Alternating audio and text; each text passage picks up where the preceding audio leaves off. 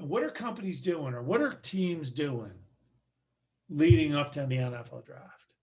They are scouting the market. They know the players, they know the competition.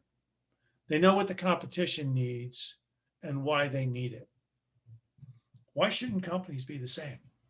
Um, Once a year, if you're a COO, why don't you call up your competitor's VP of Ops and say, hey, look, let's get together for lunch. Let's get together for dinner. Let's talk about whether or not maybe we're a good fit for each other. Scout them out. Go to another competitor's, one of their general managers. Hey, let's have lunch. Let's have dinner. Let's get on a Zoom call. Let's build a relationship. See if we like each other.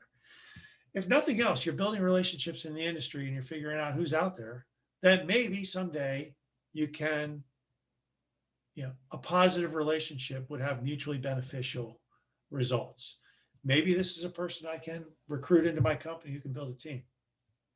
Maybe I'm thinking of a new product line and I can get this person to lead it. Maybe I want to know this person because I've heard such good things about them, but once I've talked to them, I find out, no, they're really not a cultural fit for my company and it's not good at all. And that's what professional teams are always doing with professional athletes. And I think that is something that is underutilized in business. The whole world is looking to build relationships right now. And you should have relationships with your competition. So, think about, how to prioritize your team building and where those people are coming from.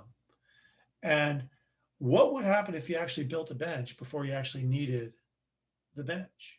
What happened if you already knew the good players out there before you actually needed a really good player?